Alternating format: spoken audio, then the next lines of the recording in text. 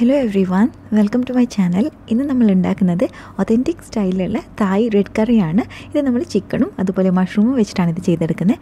അപ്പോൾ ഇതെങ്ങനെയാണ് ഉണ്ടാക്കുന്നത് നോക്കാം. ഇതിനായിട്ട് ഒരു പാത്രം, അടി കട്ടിയിലൊരു പാത്രം എടുക്കുക.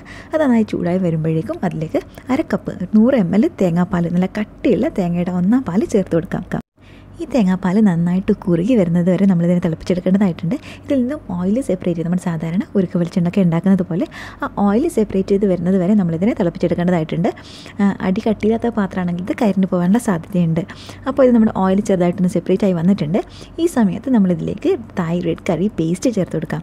ഈ റെഡ് കറി പേസ്റ്റ് നമുക്ക് വീട്ടിലുണ്ടാക്കാം, പക്ഷേ നമുക്ക് അതിൻ്റെ ഒതൻറ്റിക് ആയിട്ടുള്ള ഇൻഗ്രീഡിയൻസ് കുറേ എണ്ണം നമ്മുടെ നാട്ടിൽ കിട്ടാൻ കുറച്ച് ബുദ്ധിമുട്ടാണ്.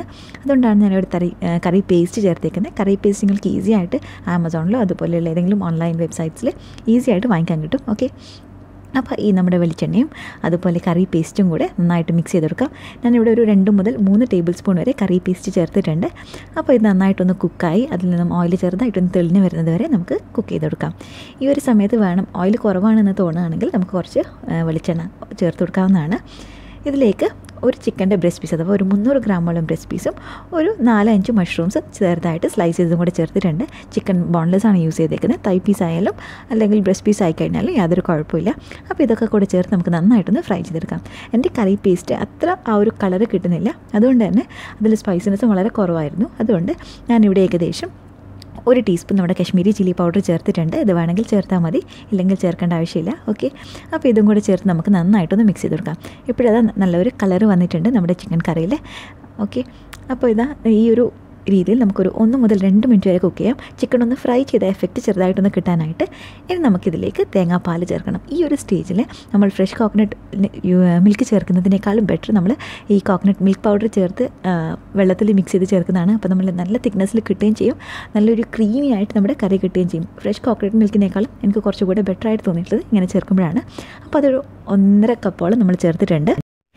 ഇനി ഈ കറി നന്നായിട്ട് തിളച്ച് വരുമ്പോൾ ഇതിലോട്ട് 1 ടേബിൾ സ്പൂണോളം ഫിഷ് സോസ് ചേർക്കാം. പിന്നെ ഇതിലേക്ക് ഒരു 1/4 ടീസ്പൂൺ മുതൽ 1/2 ടീസ്പൂൺ വരെ ബ്രൗൺ ഷുഗർ ചേർക്കാം. അതില്ല എന്നുണ്ടെങ്കിൽ നമ്മുടെ ജാഗറി കുറച്ച് പൊടിച്ചിട്ട് ചേർത്ത് കൊടുത്താൽ മതിയാവും. ഇനി ഈ ചിക്കൻ നമുക്ക് മുഴുവനായിട്ടൊന്ന് കുക്ക് ചെയ്യാം. അപ്പോൾ നമ്മുടെ ചിക്കൻ മുഴുവനായിട്ട് വെന്ത് വന്നിട്ടുണ്ട്. നമ്മൾ ഓയിലൊക്കെ ഇങ്ങനെ തെളിഞ്ഞ് വന്നു. ഇനി ഇതിലോട്ട് ഒരു 2 മുതൽ 3 വരെ കഫീർ ലൈം ലീവ്സ് ആണിത്.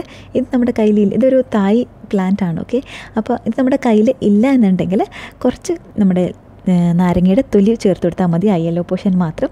ഇനി ഇതിലേക്ക് നമ്മൾ തായ് റെഡ് ചില്ലീസ് ആണ് ചേർക്കേണ്ടത്. അതില്ല എന്നുണ്ടെങ്കിൽ റെഡ് കളറുള്ള ഏതെങ്കിലും മുളക് ചേർത്ത് കൊടുക്കാം. പിന്നെ ഇതിലേക്ക് ഒരു ബഞ്ച് നിറയെ നമ്മുടെ തായ് ബേസിൽ ലീവ്സ് ചേർത്ത് കൊടുക്കാനുണ്ട്.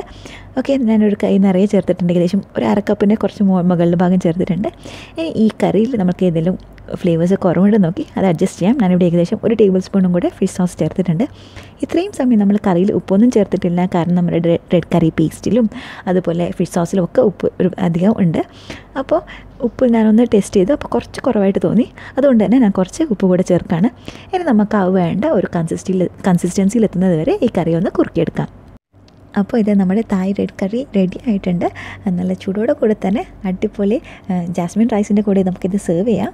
ഇത് നമ്മൾ കുറച്ചധികം സമയം കഴിഞ്ഞിട്ടാണ് സെർവ് ചെയ്യുന്നതെന്നുണ്ടെങ്കിൽ ഇതിനകത്തിട്ടിട്ടുള്ള കഫീർ ലൈം ലീവ്സ് എടുത്ത് മാറ്റാനായിട്ട് പ്രത്യേകം ശ്രദ്ധിക്കുക. അപ്പോൾ വീഡിയോ എല്ലാവർക്കും ഇഷ്ടമായെന്ന് കരുതുന്നു. Thank you for watching.